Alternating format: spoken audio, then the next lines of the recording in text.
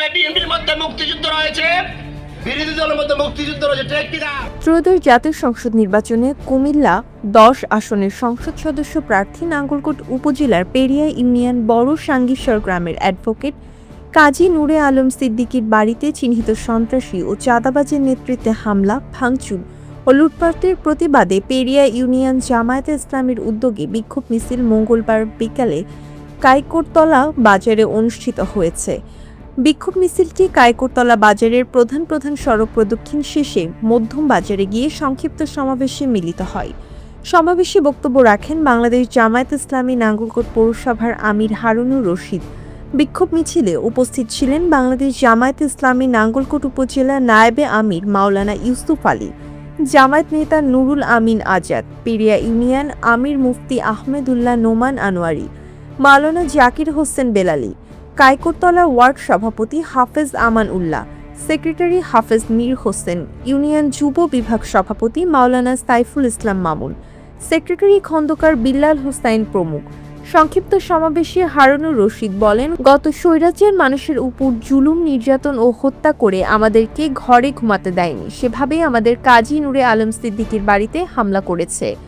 নূরে আলম সিদ্দিকী ভাই বড় বিষয় না, ওনার দুই ভাই ও মা জামায়াত ইসলামের কর্মী। স্বৈরাচারী সরকারের আমলে নূরে আলম সিদ্দিকীর বাড়ি থেকে আমাদের মা বোনদের গ্রেপ্তার করা হয়েছিল।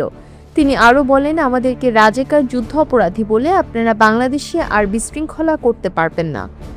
আপনারা বলেছেন নূরে আলম সিদ্দিকীর বাড়িতে লালমাই থেকে মোটরসাইকেল আসছে ২০ থেকে ৩০টা। আমার প্রশ্ন ও জানার বিষয়, মোটরসাইকেল ২০ থেকে ৩০টা কিভাবে গুনেছেন? তারা বলছেন আমরা নাকি পরিকল্পিতভাবে হামলা করেছি।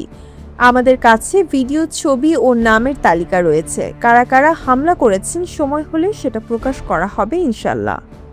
নির্যাতন করে আমাদেরকে ঘরে ঘুমাতে দেয় নাই, সেভাবে আমাদের কাজী নূরে আলম সিদ্দিকীর বাড়িতে হামলা করেছে, ঠিক কিনা? নূরে আলম সিদ্দিকী ভাই বড় বিষয় নয়, কারণ নূরে আলম সিদ্দিকী ভাইয়ের দুইজন ভাই আমাদের জামাত ইসলামের কর্মী, ওনার মা জামাত ইসলামের কর্মী। স্বৈরাচারী সরকারের আমলে কাজী নূরে আলম সিদ্দিকী ভাইয়ের বাড়ি থেকে আমাদের মহিলা বোনদেরকে গ্রেপ্তার করা হয়েছিল, ঠিক কিনা?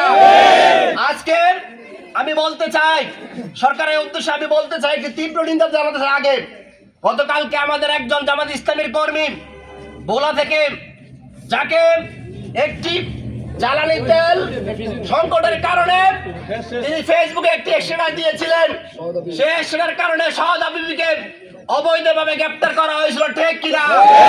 আমরা এর তীব্র নিন্দা জানাই এবং সাথে সাথে গণপ্রজাতন্ত্রী সরকারের মাননীয় সরকারকে ধন্যবাদ জানাই। এই জন্য তিনি ভুল বুঝতে পেরেছেন, আমাদের বোনকে ধরে তিনি ভুল করেছেন, আবার ছেড়ে দিয়েছেন, ঠিক কিনা? আমাদের উপস্থিতি, আমি আবার আরেকটা কথা বলতে চাই। বর্তমানে তিনি সংসদের মাননীয় স্পিকার, সেনাবাহিনীর অবসরপ্রাপ্ত মেজর জনাব হাফিজুর রহমান সাহেব আজকে গতকালকে স্বীকার করেছেন, এই সংসদ ভবনে যেমনিভাবে বিএনপির মধ্যে মুক্তিযুদ্ধ রয়েছে, বিরোধী দলের মধ্যে মুক্তিযুদ্ধ রয়েছে, ঠিক কিনা? সুতরাং আপনারা আর চিল্লাফাল্লা করলে, রাজাকার বলেন, যুদ্ধাপরাধী বলেন, আপনারা বাংলাদেশে আর বিশৃঙ্খলা তৈরি করতে পারবেন না, ঠিক কিনা? আপনারা বলেছেন নূরে আলম সিদ্দিকীর বাড়িতে লালমাই থেকে মোটরসাইকেল আসছে ২০ থেকে ৩০টা। আমার প্রশ্ন, জানার বিষয়, মোটরসাইকেল ২০ থেকে ৩০টা কিভাবে করেছেন, কিভাবে এসেছে, ঠিক কিনা? আজকে তারা বলেছেন মিছিলের পরে আমরা নাকি পরিকল্পিতভাবে জামাত ইসলামী সেখানে গিয়ে হামলা করেছি। না, আমাদের কাছে ভিডিও রয়েছে, ছবি রয়েছে, নামের তালিকা রয়েছে, কারা কারা হামলা করেছেন সময়ের ব্যবধানে সেটা প্রকাশ করবে ইনশাআল্লাহ।